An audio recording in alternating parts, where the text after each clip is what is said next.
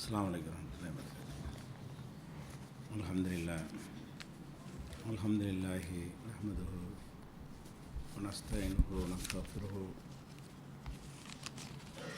வ நஊது பில்லாஹி மின் ஷுரூரி அன்ஃபுஸினா வ மின் ஸய்யிஆத்தி அமாலினா மன் யஹ்திஹில்லாஹு ஃபலா முதில்ல லஹு வ மன் யுضلில்ஹு ஃபலா ஹாதிய லஹு. வ அஷ்ஹது அன் லா இலாஹா இல்லல்லாஹு வஹ்தஹு லா ஷரீக லஹு வ அஷ்ஹது அன்ன முஹம்மதன் அப்துஹு வ ரசூலுஹு அம்மா பஅத். அமல்களும் அபத்தங்களும் என்கிற இந்த தொடர் நிகழ்ச்சியில் தப்லீக் ஜமாத்துடைய அமல்களின் சிறப்புகள் என்ற இந்த தாலீம் தொகுப்பு புத்தகத்தில் எவ்வளவு அபத்தமான செய்திகளை எல்லாம் சொல்லி தவறான கொள்கைகளை, இஸ்லாத்துக்கு எதிரான கொள்கைகளை இஸ்லாத்தின் பெயரால் அந்த தொழுவதற்காக அழைக்கப்பட்ட அப்பாவி மக்களுடைய உள்ளங்களிலே பதிய வைக்கிறார்கள் என்ற ஒரு விழிப்புணர்வுக்காகத்தான் இது நடத்தப்படுகிறது.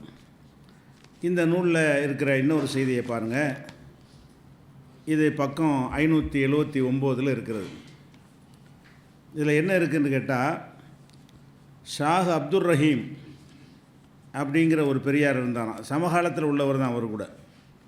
அவருடைய சீடர்களில் ஒரு ஆள் தரையில் நடந்து போனார்னு சொன்னால், தரையிலெல்லாம் அல்லாஹ்வுடைய அந்த ஒளி அவருக்கு மட்டும் தெரியுமா, அல்லாஹ்வுடைய ஒளியே அவருக்கு தென்படுமா. அதனால் பல நாட்கள் அவர் சிறுநீரை கழிக்க மாட்டாராம். அல்லாஹ்வுடைய ஒளி தெரியும் போது தரையிலெல்லாம் எங்கே பார்த்தாலும் அல்லாஹ்வுடைய ஒளி அவருக்கு தஜல்லியாத்து தெரியும். அதனால் பல நாட்கள் சிறுநீர் கழிக்கவில்லை. இதெல்லாம் பெரிய பெரிய ஆரிஃபீன்களுக்கு, ஞானிகளுக்கு கிடைக்கக்கூடிய பாக்கியம் அப்படிங்கிற மாதிரி இந்த புத்தகத்தில் ஜக்கரியாங்கிறவர் எழுதியிருக்கார். இப்போ இந்த மாதிரி ஒரு அம்சம் இஸ்லாத்தில் இருக்குதா? மூசா நபி அவர்கள் அல்லாஹ்விடத்தில் கேட்டாங்க, ரப்பி அருணி அன்துர் இலைக்க, இறைவா உன்னை நான் பார்க்க வேண்டும், நீ எனக்கு காட்டு, உன்னை காட்டு அப்படின்னு கேட்குறாங்க. அல்லாஹ் அதுக்கு என்ன பதில் சொன்னான்டா, லன் தராணி, என்னை நீ பார்க்க முடியாது. நீ என்னோட பேசுகிற, உரையாடக்கூடிய ஒரு சிறப்பு அவருக்கு தான் அல்லாஹ் கொடுத்தான். அல்லாஹ்வோடு நேரடியாக உரையாடிய கலீமுல்லா, அல்லாஹ்வோடு நேரடியாக பேசியவர் என்கிற சிறப்பு அவருக்கு இருந்தாலும் அவருக்கு என்ன ஆசைன்னா, நம்ம அல்லாஹ் பார்த்தா எப்படி இருக்கும் அப்படின்னு ஆசைப்படுறாரு. அதனால் எப்படி நீ இருப்பேன்னு எனக்கு கண்ணுக்கு காட்டுன்னு அவர் கேட்குறாரு. அல்லாஹ் என்ன சொல்லிட்டான்னு சொன்னால், லன் தராணி, ஒருபோதும் என்னை நீ பார்க்க முடியாது அப்படின்னு சொல். அப்புறம் அல்லாஹ் சொல்கிறான், ஒலாக்கின் உந்துர் இலல் ஜபலி, அதோ அந்த மலையை பார், அந்த மலையை ஃபைனிஸ்தகர்ற மக்கானஹு ஃபஸௌஃப தராணி, அந்த மலை அதே இடத்தில், அதை பார்த்துக்கிட்டே இரு, அந்த மலை அதே இடத்தில் இருக்குமேயானால் நீ என்னையை பார்க்கலாம் அப்படின்னு அல்லாஹ் சொல்கிறான். சொல்லிவிட்டு ஃபலம்மா தஜல்லா ரப்புஹூலில் ஜபலி, அல்லாஹன் தன்னுடைய ஒளியை அந்த மலையின் மீது பாய்ச்சிய பொழுது ஜாலஹு தக்கா, அந்த மலையை தூள் தூளாக ஆக்கிவிட்டான். வஹர்ர மூசா சைகா, மூசா மூர்ச்சையாகி விழுந்து விட்டார் அப்படின்னு அல்லாஹ் சொல்கிறான். அப்போ அல்லாஹுவை பார்க்கவும் இயலாது. அல்லாஹ்வுடைய ஒளி ஒரு பொருளின் மீது பாய்ச்சப்படுமையானால் அது தூள் தூளாக நொறுங்கிடும், மழையாக இருந்தாலும். அதை பார்த்து மூசா நபி மயங்கி விழுந்துட்டாங்க. அப்போ அல்லாஹ்வுடைய அந்த ஒளியை கூட அவர் மீது அல்லாஹ் பாய்ச்சலை. அல்லாஹ் என்னையும் நீ பார்க்க முடியாதுன்னு சொல்லிட்டான், என்னுடைய ஒளியை ஒன்று பாய்ச்சி காட்டுறேன் பாரு, என்னுடைய பவர் எப்படின்னு உனக்கு தெரியும்னு சொல்லி ஒரு மலையை காட்டி, அந்த மலையை பார், கொஞ்ச நேரத்தில் அந்த மலைக்கு என்னுடைய காட்சியை, நான் என்னுடைய ஒளியை பாய்ச்சுவேன், அது என்ன ஆகுதுன்னு பாரு. அது தூள் தூளான ஒருங்கிருச்சு. அப்போ இந்த பெரியாருக்கு தரையிலெல்லாம் அந்த அல்லாஹ்வுடைய தஜல்லியாத்து போயிருந்தால் இந்த பூமி அன்னைக்கே செதறி போயிருக்கும். குறைஞ்சபட்சம் அவர் வாழ்ந்த ஊராவது என்ன செஞ்சுருக்கேன், அப்படி துண்டு துண்டாக செதறி போயிருக்கும், பூகம்பம் அந்த மாதிரி ஏதாவது ஏற்பட்டிருக்கும். அவர் நடக்கிற இடத்துலலாம் அல்லாஹ்வுடைய அந்த தஜல்லி, அல்லாஹ்வுடைய ஒளி அவருக்கு அது ஒரு மைக்ரோ செகண்ட் அவ்வளோதான் அல்லாஹ் காட்டினான், நொறுங்கி போச்சு. இவருக்கு இப்படி பல நாட்கள் இருந்திருக்கு. பூமியில் அல்லாஹ்வுடைய ஒளி இருந்துக்கிட்டே இருக்கிறது. ஒளி இருக்கும்போது எப்படி நம்ம சிறுநீர் கழிக்கிறது, மலைஜலம் கழிக்கிற அடக்கிக்கிட்டே இருந்தாராம். இந்த மாதிரி எல்லாம் என்ன செய்கிறான், அதான் அல்லாஹ்வுடைய ஒளியை மதிக்கிற விதம். முதல்ல நீ ஒரு மார்க்க அறிஞர்னா இப்படி மார்க்கத்தில் இருக்குமா, எவனோ ஒருத்தன் பெரியார்னு சொல்லியிருந்தான்னா இது சாத்தியமா, இப்படி அல்லாஹ் ஒளி யாருக்கா காட்டுவானா? மூசா நபிக்கே மறுத்த ஒரு விஷயத்தை நபிமார்களுடைய தூசிக்கு பெறாதவர்களுக்கெல்லாம் அல்லாஹ் அதை செய்வானா? மறுமை நாளில் அல்லாஹ் பார்ப்போம்.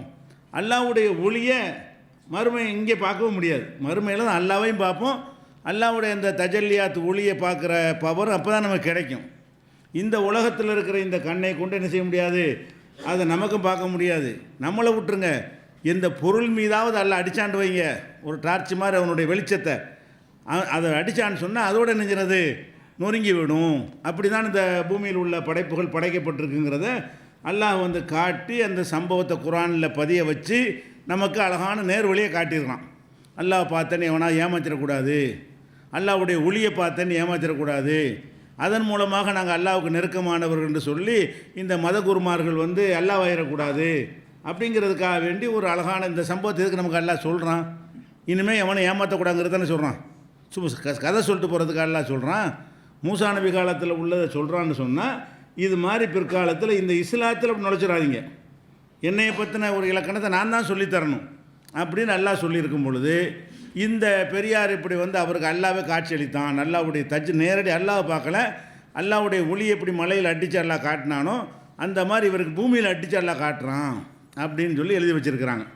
அப்போ இதெல்லாம் பார்க்கும்போது என்ன ஆகும் கேட்குறவருடைய உள்ளத்தில், அப்போ அல்லாஹ்வுடைய ஒளியை பார்க்கலாம், அல்லாஹ் அந்த மாதிரி காட்சி தருவான் அப்படியெல்லாம் பெரியார்கள் இருந்திருக்கிறாங்க. மூசா நபியை விட ஒரு பெரிய ஆள், நபிமார்களுக்கெல்லாம் இயலாத விஷயங்கள் கூட ஞானிகளுக்கு, ஆரிஃபீன்களுக்கு, மகான்களுக்கு நடக்குங்கிற மாதிரியான ஒரு தோற்றத்தை உண்டாக்குறது தான் இதனுடைய நோக்கம்.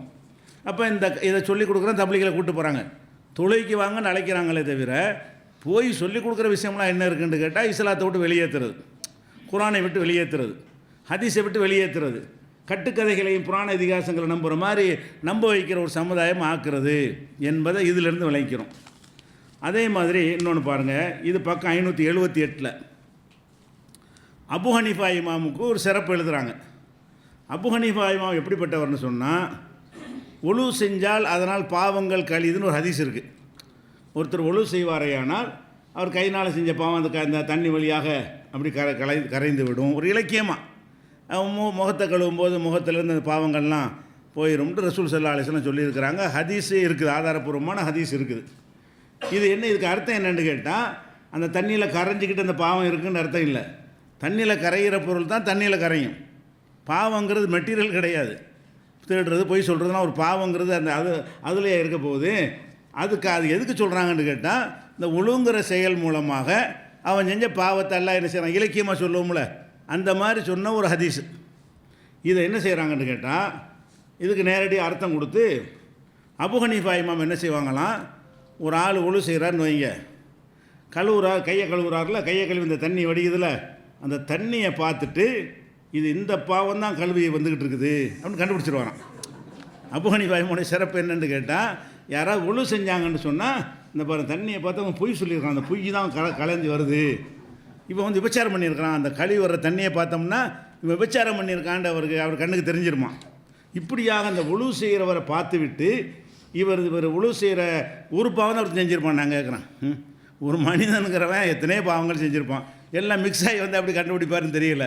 சரி, ஒரு எப்படி சொல்லி வச்சுருக்காங்கன்னா, அபு ஹனீஃபா இமாம் அவர்களுக்கு அல்லாஹ் கொடுத்த ஒரு கிஃப்ட் என்னன்னு கேட்டால், ஒழு செய்கிறத கவனித்தாரையானால் அவர் அந்த ஒழுவில் பாவங்கள் கரையும் என்று இருக்குது இல்லையா, இன்ன பாவம் தான் இப்போ இவர்கிட்ட கரைஞ்சிக்கிட்டு கண்டுபிடிச்சிருவானாம். அது எழுதி விட்டு கதை எழுதுகிறாங்க. எப்படின்னு கேட்டால், ஒரு வாலிபர் ஒழு செஞ்சாராம். ஒழு செஞ்ச உடனே அவர் பெற்றோருக்கு மாறு செய்கிறாருன்னு விளங்கிட்டார். அவர் இந்த தண்ணியை பார்த்தா பெற்றோருக்கு மாறு செய்கிற பாவம் தான் கரையுதான். இந்த தண்ணி ஒழு செஞ்சு கழுவுற தண்ணியை பார்த்த உடனே இது பெற்றோருக்கு மாறு செஞ்சுருக்கிறாரு, அதான் தெரியுது இந்த தண்ணியில் அப்படின்னு விளங்கிக்கிட்டு அந்த வாலிபரை கூப்பிட்டு, மகனே நீ வந்து பெற்றோருக்கு நீ மாறு செய்யாத இனிமே. அவர் ரசந்து போயிட்டாரான். கரெக்டாக நம்ம தான் செய்கிறோம், அது அந்த தண்ணியை பார்த்து கண்டுபிடிச்சிட்டார அப்படின்னு சொல்லிட்டு, நீ பெற்றோருக்கு மாறு செஞ்சிருந்தா ஒரு தௌபா செஞ்சுட்டு இனி நல்லவனாக நடந்துக்க அப்படின்னு அவருக்கு அறிவுரை சொன்னாராம். அதுக்கடுத்து இன்னொருத்தர் நினைஞ்சாராம், ஒழு செஞ்சுக்கிட்டு இருந்தாராம். கூப்பிட்டு, நீ விபச்சாரம் பண்ணாத. அவர் விபச்சாரம் பண்ணுறப்பாவும் அதை தண்ணியை ஒழு செஞ்ச தண்ணியை பார்த்தாராம், இவர் விபச்சாரம் பண்ணியிருக்கிறாரு, அந்த பாவம் தான் கழுவி அதில் போய்கிட்டு இருக்குது அப்படின்னு கண்டுபிடிச்சிட்டாராம். நீ விபச்சாரம் பண்ணாதுன்னு அறிவுரை சொன்னாராம். பார்த்தா கடைசியில் ஒரு விபச்சாரம் தான் பண்ணியிருக்காராம். அதுதான் கரெக்டாக அவர் கண்டுபிடிச்சிடுறாராம். தண்ணியில் வச்சா கரெக்டாக கண்டுபிடிச்சிடுவாராம். இன்னொருத்தர் அவர் செஞ்சாராம், அவர் மது அருந்திட்டு இந்த கேளிக்கையெல்லாம் ஈடுபடக்கூடியவராம். அந்த தண்ணியை பார்த்துட்டு, நீ மது அருந்தாத, வீண் விளையாட்டு கேளிக்கையெல்லாம் ஈடுபடாதன்னு சொல்லி சொன்னாராம். இப்படி யார் யார் என்ன பாவம் செஞ்சாலும் சரி அவங்க உழு செய்ய விட்டு கண்டுபிடிச்சிருவாராம். உழு செஞ்சு அந்த தண்ணீர் வெளியே வரும் பொழுது அந்த தண்ணீரில் பாவம் கலந்து வந்து இந்த பாவம் தான் என்று அவர் கண்டுபிடிப்பார். அது சொல்லிட்டு அதுக்கு ஒரு பில்டப்பு.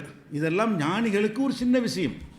நமக்கு நம்புவதற்கு அதில் சேர்த்துக்கிறாங்க, அதில் இருக்கிற புக்கிலேயே நமக்கு நம்புவதற்கு சிரமமாக இருந்தாலும் மெஞ்ஞானிகளுக்கு இதெல்லாம் என்ன செய்யும், கஷ்புடைய அகப்பார்வை, இதுக்கு பேர் கஷ்பம், அகப்பார்வை உடையவர்களுக்கு இதெல்லாம் ஒரு சாதாரண விஷயம், அதெல்லாம் கண்டுபிடித்து விடுவார்கள். இப்படின்ட்டு என்ன ஆச்சுன்னா இப்படி ஒரு கதையை விட்டாங்களா. அதுக்கடுத்து நினைச்சாரான் அபு ஹனீஃபா, என்னடா எல்லாருடைய பாவமும் நமக்கு தெரிய ஆரம்பிக்குது, அடுத்தவங்களுடைய குறையெல்லாம் தெரிகிற அளவுக்கு ஒரு ஆற்றல் நமக்கு இருக்கு, இது நமக்கு வேணாமே, யாரெல்லாம் அதை எனக்கு எடுத்துரு துவா செஞ்சாரான். எவனா கொண்டா டெஸ்ட் பண்ணிடக்கூடாதுல்ல, இப்படி கதையை கட்டி விட்டாங்க, இன்னொருத்தனை கழுவு விட்டு செக் பண்ணி தான் என்ன செய்கிறதுக்கு என்ன செஞ்சாங்க, அடுத்த கதையை விட்டு அவர் வாழும்போது கட்டி விட்டுருக்காங்கன்னு நினைக்கிறேன். அவர் நினைச்ச துவா செஞ்சாரான், யாரெல்லாம் இனிமேல் வந்து இந்த உழு செய்யும் பொழுது என்ன பாவம் கழுவுதுங்கிற எனக்கு தெரியக்கூடாது, தெரிஞ்சால் அவனுடைய குறை எனக்கு தெரியுது, அதை நான் அறிந்து கொள்ள விரும்பவில்லை, என்னிடமிருந்து அதை எடுத்து விடு என்று அவர் அல்லாட்ட மன்றாடினார். அல்லாவும் எடுத்து விட்டான்னு கதையை முடிக்கிறாங்க. இப்போ என்ன பிரச்சனைன்னா, இது இஸ்லாத்தில் உள்ளதா? ஒரு ஒலுசை இப்போ ரசூல்லாட்ட எத்தனை வழக்குகள்லாம் வரும், அவனை ஒலுசையை விட்ட கண்டுபிடிச்சிருக்கலாம் அழகா, எத்தனை ஒருத்தர் இப்போ என் சொத்தை எடுத்துக்கிட்டான்னு கேஸு வரும்.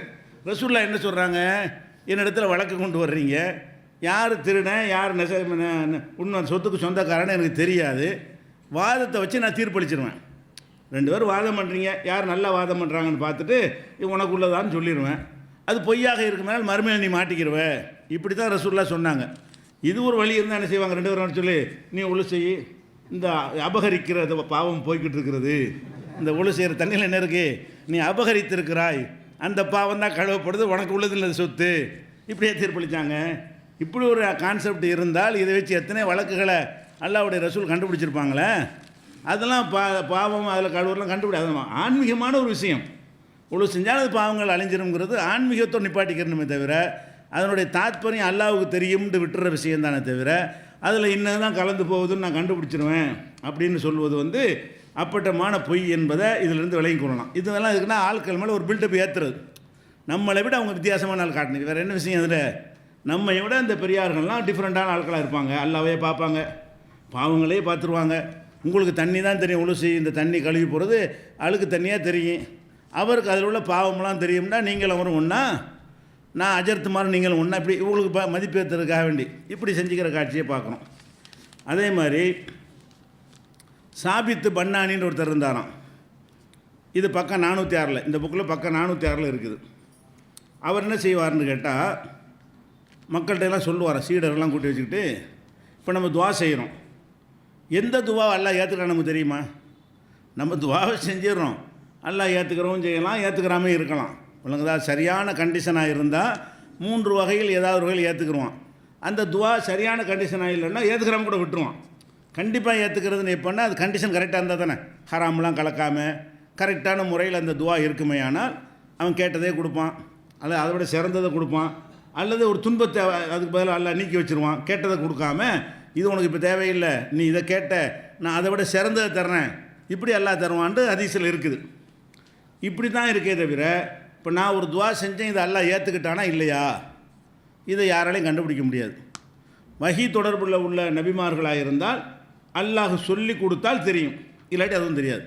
எந்த துவாவை அல்லாஹ் ஏற்றுக்கொண்டதாக சொல்லுகிறானோ அதை வந்து அல்லாஹ் ஏற்றுக்கிட்டான்னு விளங்கிக்கலாம். வஹி இருக்கிறதுனால நபிமார்கள் அல்லாத யாரும் நம்ம கேட்ட துவா வந்து அல்லாஹ் ஏற்றுக்கிட்டான்னு கண்டுபிடிக்க இயலுமா?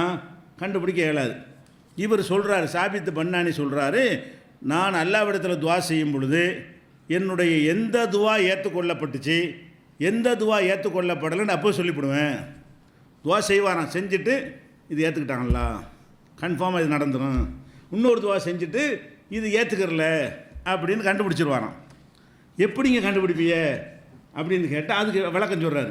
எப்படி விளக்கம் சொல்லுவார்னு கேட்டால், நான் துவா செய்யும் பொழுது என் உடல் வந்து அப்படி சிலிர்க்கும், இதயங்கள்லாம் துடிக்கும், இதயம் எல்லாருக்கும் தான் துடிக்கும், அது ஒரு பெரிய அடையாளமாக சொல்கிறார். அப்படி எழுதி வச்சுக்கிறாங்க, இதயமெல்லாம் துடிக்கும், கண்ணில் கண்ணீர் வரும், இந்த 3 என் துவாவில் கலந்துட்டாலேயே ஏற்றுக்கிட்டான்னு அர்த்தம்.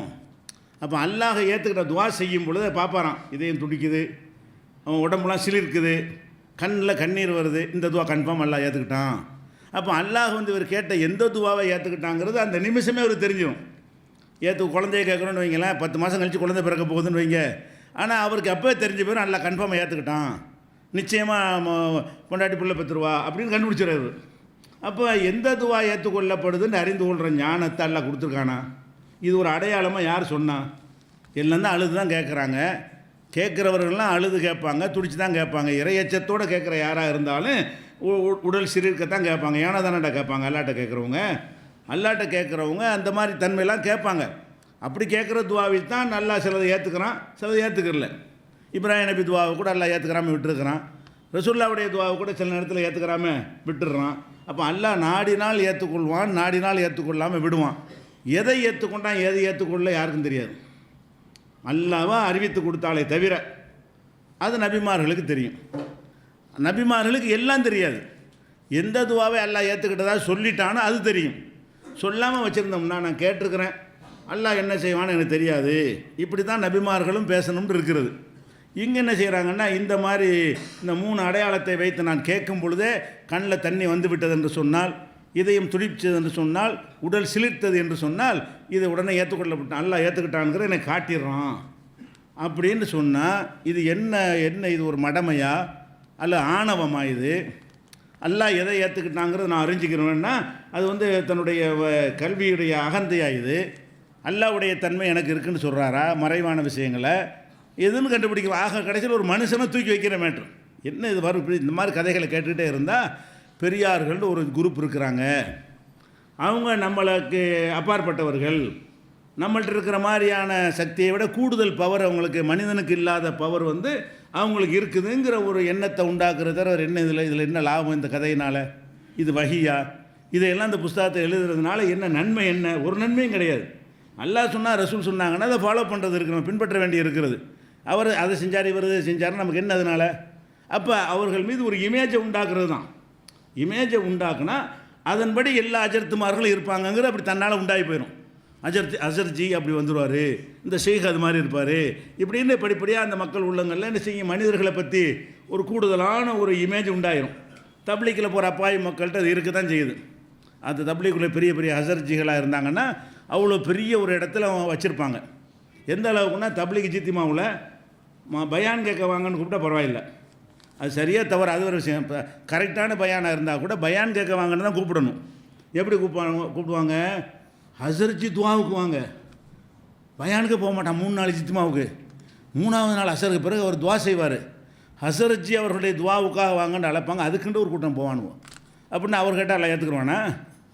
ஹசர்ஜிங்கிறவர் கேட்டால் கன்ஃபார்ம் ஏற்றுக்கிறேன், கன்ஃபார்மாக துவாவுக்குண்டு தேடியா நீங்கள் போகிறீங்க? நீங்கள் கேட்டால் எல்லாம் ஏற்றுக்குருவானே? உங்கள் துவா அவர் துவா ஏற்றுக்கொள்ளாமல் உங்கள் துவாவை எல்லாம் ஏற்றுக்கிறதுக்கு வாய்ப்பு இருக்குதே. அப்போ யாருடைய துவாவை ஏற்றுக்கொள்வது என்பதற்கு இப்படியெல்லாம் அல்லாஹ் சிறப்பு கொடுத்துருக்குறானா? ஆனால் அவங்க ஏன் நம்புகிறாங்கன்னு இந்த கதைகள் தான். இப்படியான மகான்கள்லாம் இருக்கிறாங்க, அவங்களாம் நம்மள டிஃப்ரெண்ட்டான ஆளுக்க அப்படின்னு நம்ப வைத்த பிறகு தான் ஹசரஜியுடைய துவாவுக்குண்ட மக்கள் அழைக்கிறாங்க. அதுக்கே கூட்டங்கள்லாம் என்ன செய்கிறது, இஜ்திமாவில் அதிக கூட்டம் அந்த அந்த செக்ஷனுக்கு தான் அதிகமாக போவாங்க, மற்றதெல்லாம் விட இது ஜாஸ்தியாக போவார்கள். அதை பார்க்குறோம். அதே மாதிரி வந்து இப்போ ரமலான் மாதத்தில் லைலத்துல் கத்ர்னு ஒரு இரவு இருக்குது. அது வந்து 1000 மாதத்தை விட சிறந்ததுங்கிறது அல்லாவே சொல்கிறான் குர்ஆனில். வந்து லைலத்துல் கத்ரி ஹைரும் மின் அல்ஃபி ஷஹர், 1000 மாதத்தை விட அது சிறந்தது. அது எங்கே இருக்குது? லைலத்துல் கத்ரில் குர்ஆனை இறக்கிட்டோங்கிறான். குர்ஆன் இறக்கின மாதம் எதுன்னு வேறு வசனத்தில் எல்லாம் சொல்கிறான். ஷஹ்ரு ரமலான் அல்லது உன்சில பிஹில் குர்ஆன், ரமலானில் தான் குர்ஆனை இறக்கணுங்கிறான்ல. அப்போ குர்ஆனை லைலத்துல் கத்ரில் இறக்குறோம்னு டேட்டு சொல்கிறான், ரமலான் மாதத்தில் இறக்கணும்னு மாதத்தை சொல்கிறான். அப்போ ரெண்டையும் சேர்த்தோம்னா ரமலானில் தான் லைலத்துல் கத்ர் இருக்குது. மாதத்தை சொல்லும்போது ரமலான்கிறான், தேதியை சொல்லும்போது லைலத்துல் கத்ரு, கத்ருடைய இரவில் அப்படின்னு நல்லா சொல்கிறான். அப்போ அந்த கத்ருடைய இரவு என்பது லைலத்துல் கத்ர் என்பது எங்கே இருக்கிறது? ரமலானில் தான். என்ன ரமலானில் குர்ஆனை இறக்கணுங்கிறான், லைலத்துல் கத்ரில் இறக்கணுங்கிறான். குர்ஆனை இறக்குனதையே ரெண்டுலேயும் அதே வாசகம்தான். குர்ஆனை இறக்கணும் ரமலானில், குர்ஆனை இறக்கணும் லைலத்துல் கத்ரில். அப்போ ரமலான் மாதத்தில் லைலத்துல் கத்ர் இருக்கிறது, அதில் தான் குர்ஆன் இறக்கப்பட்டது. சாதாரணமாக இது குர்ஆன்லேருந்து தெரிஞ்சிருக்கக்கூடிய விஷயம். நபிகள் நாயகம் ஸல்லல்லாஹு அலைஹி வஸல்லம் சொல்லிட்டாங்க, இப்படி நீங்கள் தஹர்ரவு லைலத்துல் கத்ரி, லைலத்துல் கத்ர் நீங்கள் தேடுங்கள். கடைசி 10 நாளில், ரமலானில் வந்து முதல் 20 நாளை விட்டுட்டு 21லேருந்து நீங்கள் தேடுங்க. அதுலேயும் ஒத்தப்படையில் ஃபில் வித்திரி, ஒத்தப்படையில் தேடுங்கள். 21, 23 என்று தேடுங்கள்.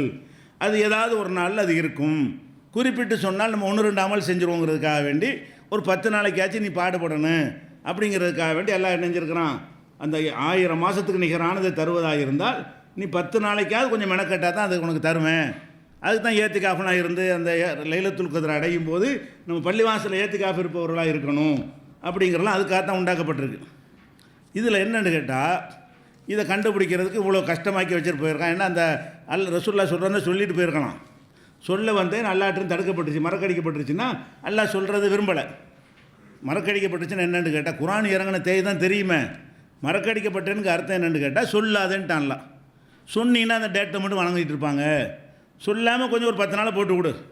ரமலான் பூலாம் இல்லாட்டா கூட ஒரு கடைசி 10 நாளில் என்ன செய்யட்டும், அந்த பாக்கியம் வேணும்னு சொன்னால் உழைக்கட்டும் அப்படின்ற பெரிய ஒரு பரிசு தர்றதுனால அல்லாஹ் வந்து அந்த 10 நாளைக்காவது செய்யுங்க. 10 நாளைக்கு இல்லாட்டில் 5 நாளைக்காச்சும், 1 விட்டு 1, 21, 23, 25, 27, 29 அப்படி பாடுபடுங்கன்னு மார்க்கத்தில் சொல்லப்பட்டுருச்சுங்க. இந்த பெரியார்லாம் என்ன பண்ணுறாங்கன்றா, லைலத்துல் கத்ரை ஒரு கஷ்டம் இல்லாமல் சிம்பிளாக கண்டுபிடிச்சிடுறாங்க. இன்றைக்கி தான் லைலத்துல் கத்ர் எப்படி கண்டுபிடிக்கிறாங்க? ரமலான் 27 அப்தத்திபுன் அபுல் பாபா, கேள்விப்படாத பேராக இருக்குது, அதில் போட்டிருக்காங்க அந்த பேரை. இது 289வது பக்கத்தில் இருக்கிறது. இவர் என்ன செஞ்சாராம், கடலில் போய் தண்ணியை குடித்து பார்ப்பாராம். என்னைக்கு கடல் தண்ணி இனிக்குதோ அது லைலத்துல் கத்ர். கடல் தண்ணி பார்த்தானே இருக்கு. ஒரு நாள் 27 போய் குடித்து பார்த்தாராம், சரியான இனிப்பாக இருந்துச்சான். அப்போ என்ன பண்ணிட்டார், மகரிபில் நம்ம போய் டெய்லி பார்க்க வேண்டியது. டெய்லி மகரிப் நேரத்தில் வாயில் வச்சிங்கன்னா இனிச்சிச்சின்னா லைலத்துல் கத்ர். இதுக்கே போட்டு கஷ்டப்படுறீங்க 10 நாளைக்கு.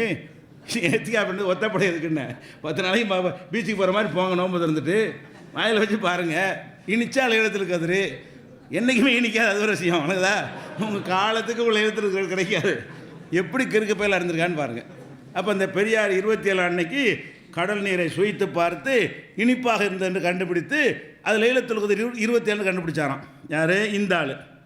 இன்னும் அய்யூபி இப்னு ஹாலித் அவர் என்ன செஞ்சார்னு கேட்டால் 23ஆம் நாள் அவர் கண்டுபிடிச்சிருக்கார். அவர் குடிச்சு பார்த்தாராம். அவருக்கு ஒரு வருஷத்தில் 23 அது வரக்கூடிய நாள் தான். 23லையும் வரலாம், 27லையும் வரலாம் தான், ஒத்தப்பட தானே. 23 அன்னைக்கு வந்து குளிக்க போனாராம் கடலில். குளிப்பு கடமையாகிடுச்சான். அன்றைக்கி 23 இறங்கி குளித்தா பயங்கர இனிப்பாக இருக்கான் கடல் தண்ணி. அதை வச்சு லைலத்துல் கத்ர்னு கண்டுபிடிச்சிட்டாங்களாம். இது பக்கம் 289 ரெண்டுமே அது தான் இருக்குது. அப்போ லைலத்துல் கத்ர் என்பதை கண்டுபிடிக்கிறது ஒரு வழியா? கடல் இனிக்கும்னு இருக்குதா? இனிக்குமா? அப்படி இனிச்சா எவனாச்சும் அதை கண்டுபிடிச்சிருக்க மாட்டான். இதுவரைக்கும் சொன்னானே யாராச்சும்? லைலத்துல் கத்ரில் இனிக்குதுங்கிற ஒரு விஷயமா இருந்தால் இந்த கடல் நீரை குடிநீராக்கிற பஞ்சாயத்தை வராது. அந்த ஒரு நாள் அடிச்சிட வேண்டியானே. அந்த நாளில் பார்த்து போர் பெரிய பம்பு செட்டை வச்சு என்ன செஞ்சிடலாம், அனைத்து ஏரிகளையும் நிறச்சிடலாமே.